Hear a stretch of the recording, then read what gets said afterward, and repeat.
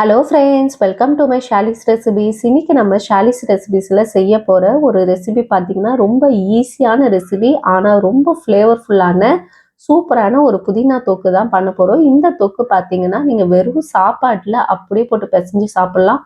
அவ்வளோ ஒரு அருமையாக இருக்கும். அது மட்டும் இல்லை, இட்லி, தோசை, சப்பாத்தி, தயிர் சாதத்துக்கு எல்லாம் சூப்பர் காம்பினேஷனாக இருக்கும். இதை செய்கிறதுக்கு ஒரு 10 நிமிஷம் கூட ஆகாது ஃப்ரெண்ட்ஸ். ஆனால் இது டேஸ்ட் பார்த்தீங்கன்னா அவ்வளோ ஒரு சூப்பராக இருக்கும்.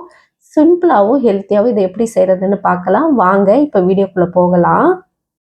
இதை செய்கிறதுக்கு ஃபஸ்ட்டு நம்ம ட்ரை ரோஸ்ட் பண்ண போகிறோம். இதுக்கு ஒரு பேன் எடுத்துக்கலாம். அதில் 1/2 டீஸ்பூன் அளவுக்கு கடுகும் 1/2 டீஸ்பூன் அளவுக்கு வெந்தயமும் சேர்த்து இதை ட்ரை ரோஸ்ட் பண்ணிக்கோங்க. லைட்டாக ரோஸ்ட் ஆயிடணும், தீயக்கூடாது. ரோஸ்ட் ஆன பிறகு இதை நல்லா சூட ஆற விட்டுட்டு பவுடராக அரைச்சி வச்சுக்கோங்க. இப்போ அதே பேன்லேயே என்ன பண்ணிக்கோங்க, ஒரு 2 டீஸ்பூன் அளவுக்கு எண்ணெய் சேர்த்துக்கலாம். எண்ணெய் சேர்த்துட்டு புதினா இலை ஒரு கைப்பிடி புதினா இலையை அப்படியே இதில் போட்டுட்டு நம்ம வதக்க வேண்டியதான். இதில் இருக்கிற அந்த தண்ணியெல்லாம் ஓரளவுக்கு வதங்கி வந்த பிறகு இதை தனியாக எடுத்து வச்சிருங்க. இதை அப்படியே ஒரு மிக்சி ஜாருக்கு மாற்றிடலாம். இப்போ அதே பேன்லேயே என்ன பண்ணிக்கோங்க, புளி தண்ணி ஒரு 1/4 கப்பு அளவுக்கு திக்கான ஒரு புளி தண்ணியை நீங்கள் இதில் சேர்த்துக்கோங்க. அது கூடவே நம்ம அரைச்சி வச்சோம்ல பவுட்ரு, கடுகும் வெந்தயமும் போட்டு அரைச்ச பவுடரையும் சேர்த்துக்கிட்டு 1/2 டீஸ்பூன் அளவுக்கு மஞ்சள் தூளும் தேவையான அளவுக்கு உப்பும் சேர்த்து இதை நல்லா மிக்ஸ் பண்ணி விட்டுருங்க. அந்த புளி தண்ணி நல்லா கெட்டிமாயி வந்த பிறகு இதையும் நம்ம அப்படியே வலிச்சு என்ன பண்ணிக்கலாம், மிக்சிக்கு மாற்றிக்கலாம்.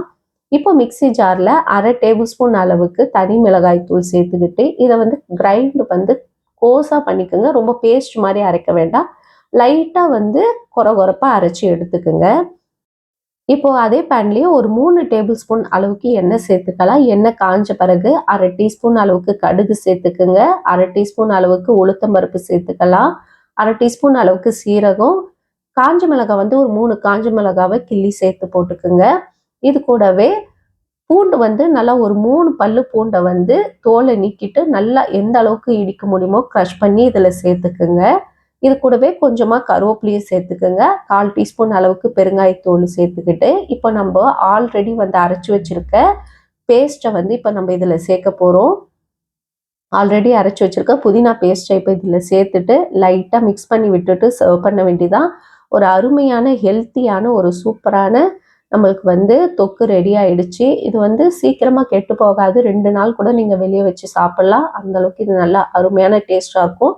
நீங்கள் 2 நாள் 3 நாள் வெளியே வச்சு சாப்பிட்றதா இருந்தால் எண்ணெய் கொஞ்சம் கூடுதலாக சேர்த்துக்கிட்டு அதுக்கப்புறமா நீங்கள் செஞ்சுங்கன்னா சீக்கிரம் கெட்டு போகாது.